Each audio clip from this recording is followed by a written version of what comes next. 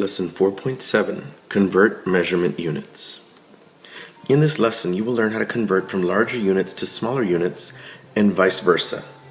Please be aware we'll be referring to both the customary and metric systems. The vocabulary for this lesson would be dimensional analysis.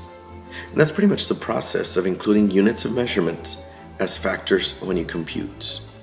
Before we make any computations, make sure you take a close look at this particular slide. You can feel free to pause it, maybe take a screen capture, or write these down if necessary. It's just several different customary conversions that you might need to refer to throughout the school year. For the metric system, there's a little strategy that you can use. It's almost like a shortcut where if you're moving from a lower unit, let's say milli, centi, deci, anything at the bottom, if you're moving to a unit on the left, something bigger, you would pretty much move your decimal to the left that many spaces. Like if you're moving from milli to deci, you would just move your decimal to the left, and that would convert it to a larger unit. If you want to go from a larger unit to a smaller unit, let's say deca to deci, you would move your decimal 2 units to the right. It's kind of like going up and down this particular staircase.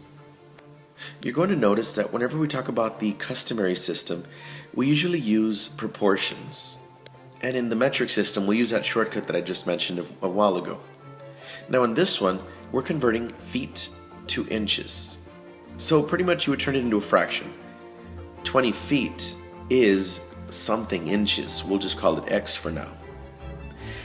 If you look at your conversions, you know that 1 foot is equal to 12 inches. So it's kind of like you're finding that in your reference materials, in the different slides that I just showed you. Now that you've done that, you would use what I call the triangle trick to find what X is. In the triangle trick, you would multiply diagonally.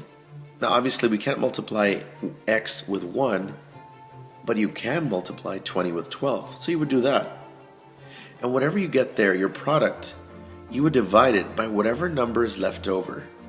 In this case, you haven't used the 1 yet. So you would multiply and divide by 1. Your final answer is 240, and that represents X.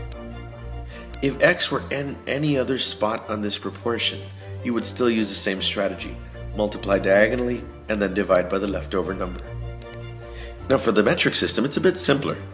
We're going from liter to milliliters. So in this case, you're going to move 3 times to the right. So you would move your decimal, you jump around 3 times to the right, and your number becomes 450. Since it's become a whole number, you can actually do away with a decimal.